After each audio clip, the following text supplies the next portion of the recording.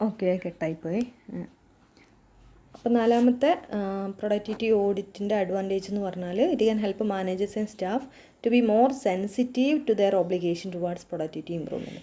അപ്പോൾ ആ productivity improvement ചെയ്യാന്നുള്ളത് ഇവരുടെ തന്നെ ഒരു കടമയാണെന്നുള്ളൊരു സെൻസിറ്റീവായിട്ട് അവർക്ക് തോന്നുന്ന രീതി, അല്ലെ അങ്ങനെ ഒരു ഇത് തോന്നാൻ വേണ്ടിയിട്ട് ഇത് ഹെൽപ്പ് ചെയ്യുന്നുണ്ട്. അത് ചെയ്തില്ലെങ്കിൽ നാണക്കേടാണ്, അല്ലെങ്കിൽ നമുക്ക് പ്രശ്നമാണ്, അങ്ങനത്തെ ഒരു ഇത് തോന്നാൻ വേണ്ടി മാനേജേഴ്സിനും സ്റ്റാഫിനും ഒക്കെ ഹെൽപ്പ് ചെയ്യുന്നുണ്ട്. And it help to identify means for improving productivity even in operations where productivity is difficult to measure. അതായത് പ്രൊഡക്ടിവിറ്റി ഇമ്പ്രൂവ് ചെയ്യാനുള്ള മീൻസ് എന്താണെന്നുള്ള ഐഡൻറ്റിഫൈ ചെയ്യുക. അതായത് പ്രൊഡക്ടിവിറ്റി നമുക്ക് മെഷർ ചെയ്യാൻ ഡിഫിക്കൽട്ട് ആണെങ്കിലും പ്രൊഡക്ടിവിറ്റി ഏതൊക്കെ രീതിയിൽ നമുക്ക് ഇമ്പ്രൂവ് ചെയ്യാമെന്നുള്ളത്, അതിനുള്ള വഴികൾ എന്തൊക്കെയാണെന്നുള്ളത് ഐഡൻറ്റിഫൈ ചെയ്യുക. അപ്പോൾ ഇത്രയാണ് ഇതിൻ്റെ അഡ്വാൻറ്റേജസ്, പ്രൊഡക്ടിവിറ്റി ഓഡിറ്റിൻ്റെ അഡ്വാൻറ്റേജസ്. ഇതിൻ്റെ ലിമിറ്റേഷൻസ് പറയുകയാണെങ്കിൽ, പ്രൊഡക്ടിവിറ്റി ഓഡിറ്റ് ചെയ്യുന്നതുകൊണ്ടുള്ള ലിമിറ്റേഷൻസ് അല്ലെ problems. Factorial input have got different units or yardstick of measurement. അപ്പോൾ ഫാക്ടോറിയൽ ആയിട്ടുള്ള ഇൻപുട്സിന് ഡിഫറെൻറ്റ് അല്ലെങ്കിൽ മെഷർമെൻറ്റിനുള്ള ഡിഫറെൻറ്റ് യൂണിറ്റ്സ് ഓർ യാർഡ്സ്റ്റിക് ഒക്കെ യൂസ് ചെയ്തുകൊണ്ടാണ് ഈ ഇൻപുട്ടിനെ മെഷർ ചെയ്യുന്നത്. വേറൊരു പ്രോബ്ലം എന്ന് പറഞ്ഞാൽ interdependence of the different inputs and there integrated nature of work for the common final aim of productivity measurement. അതായത് ഡിഫറെൻറ്റ് ഇൻപുട്സ് തമ്മിലുള്ള ഒരു ഇൻ്റർഡിപ്പെൻഡൻസ്, അതുപോലെ തന്നെ അതിൻ്റെ ഒരു ഇൻ്റഗ്രേറ്റഡ് നാച്ചർ ഓഫ് വർക്ക്. അപ്പോൾ മെയിനായിട്ടുള്ള അവരുടെ എയിം എന്താ പറയുക, for common final aim of productivity measurement എന്നുള്ള മെയിൻ എയിം ചെയ്യാൻ വേണ്ടിയിട്ട് ഇവർ ഇൻ്റഗ്രേറ്റഡ് നാച്ചർ ഓഫ് വർക്കാണ്. അതുപോലെ ഈ ഡിഫറെൻറ്റ് ഇൻപുട്സ് തമ്മിലുള്ള ഇൻ്റർ ഡിപ്പെൻഡൻസ് ഉണ്ട്. അപ്പോൾ അതെന്ന് പറഞ്ഞാൽ ഒരു പ്രോബ്ലമാണ്. അതായത് ലേബർ പ്രൊഡക്ടിവിറ്റി, മെഷീൻ പ്രൊഡക്ടിവിറ്റി, അതുപോലെ material productivity of management and organisation function, ഇതൊക്കെ ക്ലോസ്ലി ഇൻ്റർ റിലേറ്റഡ് ആണ്. അപ്പോൾ നമുക്ക് ഏതിനാണ് കൂടുതൽ പ്രശ്നം വരുന്നത്, അല്ലെ ഓഡിറ്റിംഗ് കൂടുതൽ നടത്തേണ്ടത് എവിടെയാണ്, എവിടെ പ്രോബ്ലം എന്ന് മനസ്സിലാക്കാൻ ബുദ്ധിമുട്ടായിരിക്കും. മൂന്നാമത്തെ പ്രോബ്ലം എന്ന് പറയുന്നത് quality of equipment and degree of mechanisation influence labour productivity. അതായത് എക്യുപ്മെൻറ്റ് ക്വാളിറ്റി, അതുപോലെ മെക്കനൈസേഷൻ്റെ ഡിഗ്രി ഒക്കെ ലേബർ പ്രൊഡക്ടിവിറ്റിനെ ബാധിക്കുന്നുണ്ട്. അപ്പോൾ satisfactory conditions of work and process and factory layout influence labour productivity. അപ്പോൾ ഒരു ഹ്യൂമൻ റിസോഴ്സ് ഇൻവോൾവ് ആയതുകൊണ്ട് തന്നെ ലേബർ പ്രൊഡക്ടിവിറ്റീനെ ഇൻഫ്ലുവൻസ് ചെയ്യുന്ന കുറേ കാര്യങ്ങൾ അവിടെ ഉണ്ട്. അപ്പോൾ സാറ്റിസ്ഫാക്ടറി കണ്ടീഷൻ ഓഫ് വർക്കും അതുപോലെ പ്രോസസ്സും അതുപോലെ നല്ലൊരു ഫാക്ടറി ലേഔട്ട് ആണെങ്കിൽ ലേബേഴ്സിന് പ്രൊഡക്ടിവിറ്റി ഓട്ടോമാറ്റിക്കലായിട്ട് ഇമ്പ്രൂവ് ചെയ്യും. And the education and skill of the operators have an impact on machine productivity. അപ്പോൾ അങ്ങനെ അവരുടെ ആ ഒരു സ്കില്ലൊക്കെ ഇമ്പ്രൂവ് ചെയ്യുമ്പോൾ അതിനെ എന്താ പറയുക, ഇൻഡയറക്റ്റ് ആയിട്ട് മെഷീൻ പ്രൊഡക്ടിവിറ്റിനെ ഇമ്പ്രൂവ് ചെയ്യും. മെഷീൻ്റെ എഫിഷ്യൻസിയും പ്രൊഡക്ടിവിറ്റിയും മെറ്റീരിയൽ സ്പെസിഫിക്കേഷനെയും ക്വാളിറ്റീനെയും ബേസ് ചെയ്തുകൊണ്ടാണ്. ഇതൊക്കെ എന്താണ്, interdependent functional relations of these ഫാക്ടോറിയൽ പ്രൊഡക്ടിവിറ്റിയാണ്. അതൊക്കെ കൺസീവ് ചെയ്യുമ്പോൾ ഒരു serious simultaneous situations with different variables, അത് കുറേ സീരീസ് നമ്മൾ ഒക്കെ എന്താണ് എല്ലാം ബന്ധപ്പെട്ടുകൊണ്ടിരിക്കുന്നതാണ്.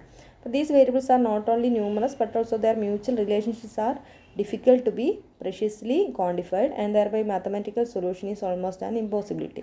അപ്പം അങ്ങനെ ഒരു മാത്തമാറ്റിക്കൽ ഇക്വേഷൻ ഒന്നും കൊണ്ട് ഇത് നമുക്കൊരിക്കലും എന്താ പറയുക കണ്ടുപിടിക്കാൻ പറ്റില്ല. Then an acceptable base for productivity comparison to ascertain productivity increase or decrease is difficult to determine. അപ്പോൾ നമുക്ക് ഇങ്ങനെ ഒരു അക്സെപ്റ്റബിൾ ബേസ്, ഇങ്ങനെ ഇത്ര ഉണ്ടെങ്കിലാണ് അത് പ്രൊഡക്ടിവിറ്റി ഉണ്ടെന്ന് പറയാൻ പറ്റുക, അങ്ങനത്തെ ഒരു ബേസ്, ആക്സെപ്റ്റബിൾ ബേസ് ഇതിനില്ല.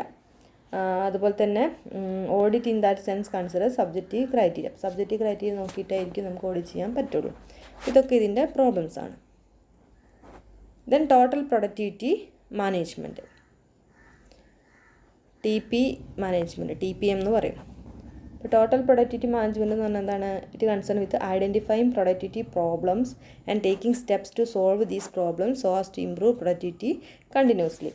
അപ്പോൾ പ്രൊഡക്ടിവിറ്റി കണ്ടിന്യൂസ് ആയിട്ട് ഇമ്പ്രൂവ് ചെയ്യാൻ വേണ്ടിയിട്ട് നമ്മൾ എന്തൊക്കെയാണ് പ്രൊഡക്ടിവിറ്റി പ്രോബ്ലംസ് എന്നും അതിന് സോൾവ് ചെയ്യാൻ എന്തൊക്കെ എന്താ പറയുക സ്റ്റെപ്സാണ് വേണ്ടതെന്നും കണ്ടെത്തുക, അത് ഐഡൻറ്റിഫൈ ചെയ്യുക. അപ്പോൾ അതിനെയാണ് നമ്മൾ ടോട്ടൽ പ്രൊഡക്ടിവിറ്റി മാനേജ്മെൻറ്റ് എന്ന് പറയുന്നത്. There are so many factors affecting productivity. All such factors must be managed in a way that productivity is improved. അപ്പോൾ ഈ പ്രൊഡക്ടിവിറ്റി അഫക്റ്റ് ചെയ്യുന്ന കുറേ ഫാക്ടേഴ്സ് ഉണ്ട്. അപ്പോൾ എല്ലാ അങ്ങനത്തെ ഫാക്ടേഴ്സും എന്ത് ചെയ്യുക, പ്രൊഡക്ടിവിറ്റി ഇമ്പ്രൂവ് ചെയ്യുന്ന രീതിയിലേക്ക് മാനേജ് ചെയ്ത് കൊണ്ടുവരിക. അപ്പോൾ total productivity management covers what productivity is, how it is measured and what a company can do to increase it. അപ്പോൾ ടോട്ടൽ പ്രൊഡക്ടിവിറ്റി മാനേജ്മെൻറ്റ് എന്തൊക്കെയാണ് കൺസേൺ ചെയ്യുന്നത്, എന്തൊക്കെയാണ് കവർ ചെയ്യുന്നത്, എന്താണ് പ്രൊഡക്ടിവിറ്റി, അതെങ്ങനെ മെഷർ ചെയ്യും, ഒരു കമ്പനിക്ക് എങ്ങനെയാണ് ഇത് ഇൻക്രീസ് ചെയ്യാൻ പറ്റുക, അല്ലെങ്കിൽ ഒരു കമ്പനി എന്താണ് ചെയ്യേണ്ടത് ടു ഇൻക്രീസ് ദാറ്റ്. അപ്പോൾ ഇത്രയും കാര്യങ്ങളാണ് ഇതിൽ കവർ ചെയ്യുന്നത്. And total productivity management may be described in the following way. എന്തൊക്കെയാണ് ടോട്ടലും പ്രൊഡക്ടിവിറ്റി മാനേജ്മെൻറ്റും, എങ്ങനെയാണ് അതിൻ്റെ ഡിസ്ക്രിപ്ഷൻ. ടോട്ടൽ എന്ന് പറഞ്ഞാൽ effectively use all company resources. അപ്പോൾ ടോട്ടൽ എന്ന് പറഞ്ഞാൽ മൊത്തം കമ്പനിയുടെ എല്ലാ റിസോഴ്സും അതിൽ വരും. ഈ പ്രൊഡക്ടിവിറ്റി എന്ന് പറഞ്ഞാലോ increase product power and enhance customer satisfaction in the contest of management. അതായത് പ്രൊഡക്റ്റിൻ്റെ പവർ ഇൻക്രീസ് ചെയ്യുക, അതുപോലെ കസ്റ്റമർ സാറ്റിസ്ഫാക്ഷൻ ഉറപ്പുവരുത്തുക. അതാണ് പ്രൊഡക്ടിവിറ്റിയിൽ വരുന്നത്. ഈ മാനേജ്മെൻറ്റ് എന്ന് പറഞ്ഞാൽ ക്ലിയർ ബിസിനസ് ഡയറക്ഷൻ ഉണ്ടാവണം, ഇൻറ്റഗ്രേറ്റഡ് വിസിബിൾ ഇംപ്രൂവ്മെൻറ്റ് പ്ലാൻ ഉണ്ടാവണം, consistent set of improvement strategies ഉണ്ടാവണം, ഒരു അപ്രോപ്രിയേറ്റ് പെർഫോമൻസ് മെഷർമെൻറ്റ് സിസ്റ്റം ഉണ്ടായിരിക്കണം. അങ്ങനത്തെ ഒരു സംഭവത്തിനാണ് ഇവിടെ മാനേജ്മെൻറ്റ്. അപ്പോൾ ഇതിൻ്റെ 3 എണ്ണത്തിൻ്റെയും എക്സ്പാൻഷൻ അതാണ് total productivity management. Then improvement using total productivity management. ഇപ്പോൾ process of total productivity management ഇംപ്രൂവ്മെൻറ്റിൽ കുറച്ച് സ്റ്റെപ്സ് വരുന്നുണ്ട്.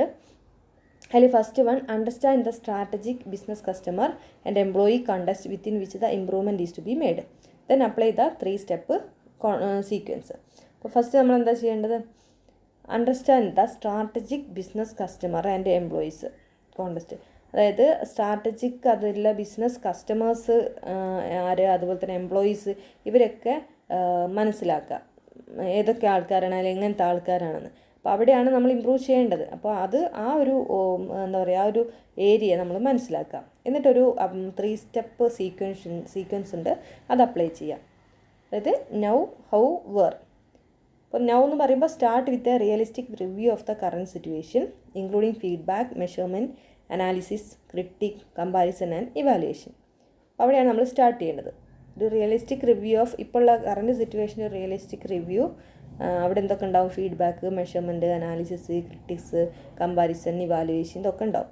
ദെൻ ഹൗ, എങ്ങനെയാണ്, define the steps involve in moving from the current situation to the decide future state and then standardise to sustain the new levels. അപ്പോൾ നമുക്ക് ഇവിടുന്ന് ഇപ്പോൾ current സിറ്റുവേഷനിൽ നമ്മളുടെ ഉദ്ദേശിക്കുന്ന അല്ലെങ്കിൽ നമ്മൾ ഡിസയർ ചെയ്യുന്ന ആ ഫ്യൂച്ചർ സ്റ്റേറ്റിലേക്ക് എങ്ങനെയാണ് നമ്മൾ പോവേണ്ടത്. അപ്പോൾ അതിനുള്ള സ്റ്റെപ്സാണ് ഇതിൽ ഇൻവോൾവ് ചെയ്യുന്നത്. And then standardise to sustain the new levels. എന്നിട്ട് ആ പുതിയ ലെവലിൽ സസ്റ്റെയിൻ ചെയ്യാനുള്ള സ്റ്റാൻഡർഡൈസേഷൻ കൊടുക്കുക.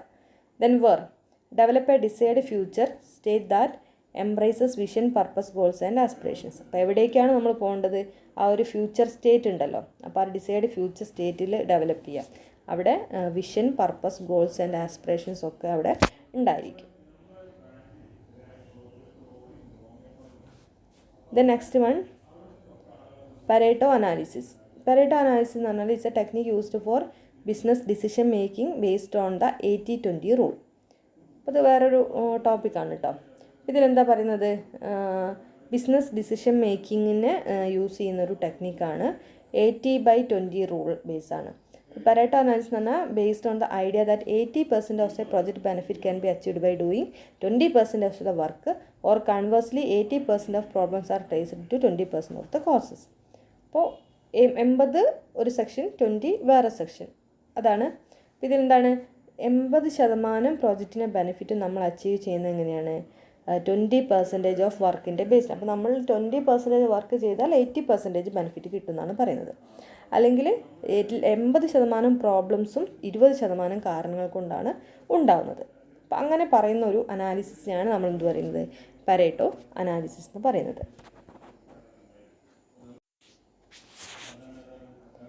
And Pareto analysis was first coined by Italian economist Vilfredo Pareto. അദ്ദേഹത്തിൻ്റെ ബുക്കായിട്ടുള്ള കോസ്റ്റ് എക്കണോമിക് പൊളിറ്റിക്ക്, ഈ ഒരു ബുക്കിലാണ് ഇറ്റാലിയൻ ഇക്കണോമിസ്റ്റ് ആയിട്ടുള്ള വിൽഫ്രെഡോ പരേറ്റോ പറഞ്ഞത്. അതുകൊണ്ടാണ് പരേറ്റോ അനാലിസിസ് എന്ന് പറയുന്നത്. 1906 Italian economist Vilfredo Pareto discovered that 80% of the land in Italy was owned by just 20% of the people in the country. ഇപ്പോൾ 1906 ഇദ്ദേഹം ഡിസ്കവർ ചെയ്തത്. അതായത് ഇറ്റലിയിലുള്ള ഒരു 80% ലാൻഡും ഓൺ ചെയ്യുന്നത് ആരാണ്, അവിടുത്തെ ഓൺലി 20% ഓഫ് പീപ്പിളാണ്. He extended this research and found out that the disproportionate wealth distribution was also the same across all of Europe. അപ്പോൾ ഇങ്ങനത്തെ ഈ ഒരു ഡിസ്ക്രിമിനേഷൻ, അതായത് വെൽത്ത് ഡിസ്ട്രിബ്യൂഷനിലുള്ള ഈ ഒരു ഡിസ്പ്രപ്പോർഷൻസ് എന്താണ് ഓൾമോസ്റ്റ് സെയിം ആണ് അക്രോസ് ഓൾ ഓഫ് യൂറോപ്പിലും സെയിം തന്നെയാണെന്ന് അദ്ദേഹത്തിൻ്റെ റിസർച്ചൊക്കെ നോക്കിയിട്ട് അദ്ദേഹത്തിന് മനസ്സിലായി.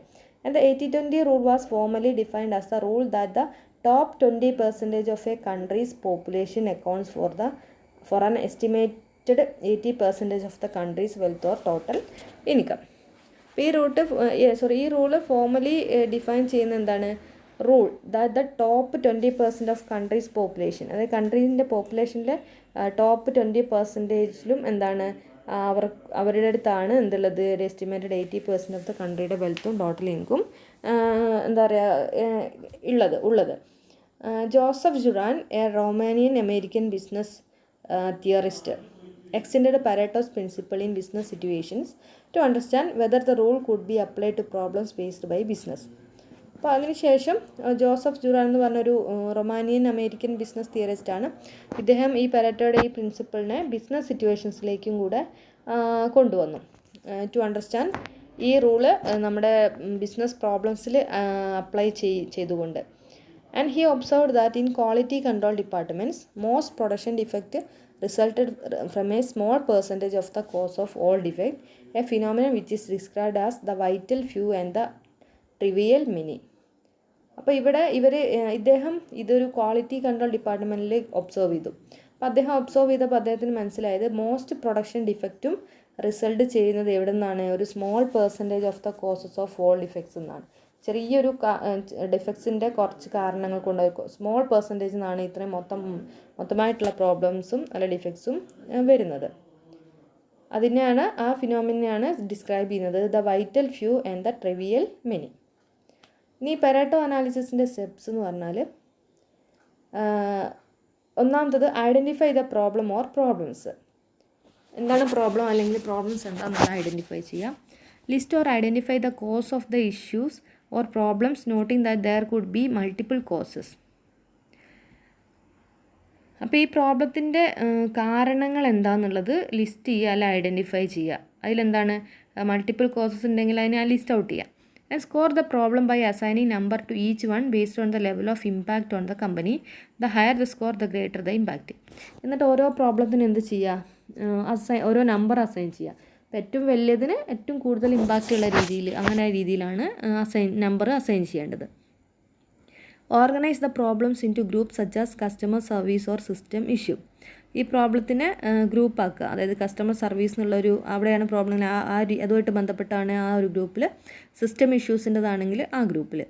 Develop and implement an action plan to solve the problems by focusing on the higher scored problem first. എന്നിട്ട് ഈ പ്രോബ്ലംസൊക്കെ നമുക്ക് മനസ്സിലായി, എവിടെ നിന്നാന്നൊക്കെ കാര്യങ്ങളൊക്കെ മനസ്സിലായി. ഇനി നമ്മൾ എന്ത് ചെയ്യണം, ഒരു നമ്മൾ എന്ത് ചെയ്യണം, ഒരു ആക്ഷൻ പ്ലാൻ ഡെവലപ്പ് ചെയ്ത് ഇംപ്ലിമെൻറ്റ് ചെയ്യണം. എന്തിനു വേണ്ടിയിട്ടാണ്, ഈ പ്രോബ്ലം സോൾവ് ചെയ്യാൻ.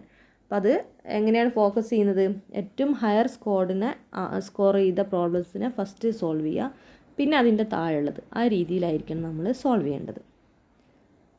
അപ്പോൾ ഇതാണ് ഇതിൻ്റെ സ്റ്റെപ്സ്. ആദ്യം പ്രോബ്ലംസ് ഐഡൻറ്റിഫൈ ചെയ്യുക, ദെൻ അതിൻ്റെ കാരണങ്ങളൊക്കെ ലിസ്റ്റ് ഔട്ട് ചെയ്യുക, ദെൻ പ്രോബ്ലത്തിനെ ഒരു റാങ്കിങ് രീതിയിലേക്ക് അസൈൻ ചെയ്യുക, ഏറ്റവും കൂടുതൽ ഇമ്പാക്റ്റ് ഉള്ളതിന് ഹയർ ഗ്രേഡ് കൊടുക്കുക ആ രീതിയിൽ. ദെൻ ഇതിനെ 2 ഗ്രൂപ്പാക്കിയിട്ട് തിരിക്കുക, അല്ലെ പല ഗ്രൂപ്പുകളാക്കിയിട്ട് തിരിയുക, ഏതുമായിട്ട് ബന്ധപ്പെട്ടാന്ന് വെച്ചാൽ ആ ഇതിലേക്ക് ഈ പ്രോബ്ലത്തിനെ ലിസ്റ്റ് ഔട്ട് ചെയ്യുക. അത് കസ്റ്റമർ സർവീസ്, അതുപോലെ സിസ്റ്റം ഇഷ്യൂ, അങ്ങനെ കുറേ ഗ്രൂപ്പുകളാക്കുക. ആൻഡ് ദ ലാസ്റ്റ് വൺ, ഈ പ്രോബ്ലംസൊക്കെ സോൾവ് ചെയ്യാൻ വേണ്ടിയുള്ള ഒരു ആക്ഷൻ പ്ലാൻ ഡെവലപ്പ് ചെയ്യുകയും ഇംപ്ലിമെൻറ്റ് ചെയ്യുകയും ചെയ്യാം. അപ്പോൾ ഏറ്റവും ഹയറിന് ഫസ്റ്റ് പ്രയോറിറ്റി കൊടുക്കുന്ന രീതിയിലായിരിക്കണം അത് ചെയ്യേണ്ടത്. ഓക്കെ, ബാക്കി ഞാൻ പിന്നെ എടുക്കാം കേട്ടോ.